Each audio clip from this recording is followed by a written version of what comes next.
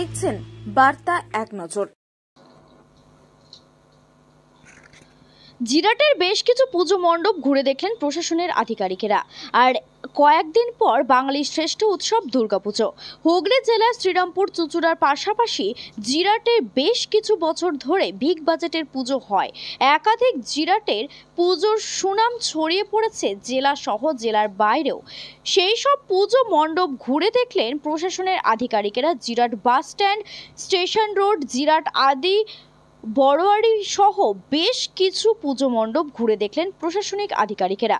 উপস্থিত ছিলেন বরাগড় ভিডিও সুপর্ণা বিশ্বাস, হুগলি জেলা গ্রামীণ পুলিশের ডিএসপি ক্রাইম অভিজিৎ সিনহা মহাপাত্র, বলাগড় থানার ওসি সোমদেব পাত্র সহ প্রশাসনের আধিকারিকেরা। মণ্ডপে প্রবেশ পথ ও বেরানোর পথ সহ বেশ কিছু জায়গা ঘুরে দেখলেন, কথা বললেন বিভিন্ন পুজো কমিটির সদস্যদের সাথে। সবশেষে ডিএসপি ক্রাইম অভিজিৎ সিনহা মহাপাত্র কি বললেন শুনবো। হুগলি থেকে রাজেশ দেবনাথের রিপোর্ট, বার্তা এক নজর।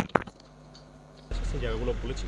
এখানে যে আমার প্যান্ডেলটা দেখলাম, এখানে সম্ভব কোথাও গিয়ে যেন এক্সিট এবং এন্ট্রি, এক্সিট যে গেটটা আছে সেটা স্ট্রাকচারটা একটু ছোটো আছে আমার মনে হল, সেটা ওদেরকে বলা হয়েছে। ওরা ওটাকে ওয়াইড করছে, বড় করছে। আমরা চেষ্টা করছি যাতে আলটিমেটলি মানুষের সেফটিটাকে সামনে রেখে, মানুষের সেফটিটাকে সবচেয়ে বেশি প্রধান রেখে বাকি এন্টারটেনমেন্টের জায়গাটাকে দেখা হয়, সেটাকে এনশিওর করার চেষ্টা করছি। আর একটা পুকুরের মাঝেও দেখলাম একটি পুকুরে ভিজিট প্রত্যেক বছরই হয়। আপনি আগের বছরও দেখেছেন, আপনি এখানের মানুষ, আমি যতদূর জানি।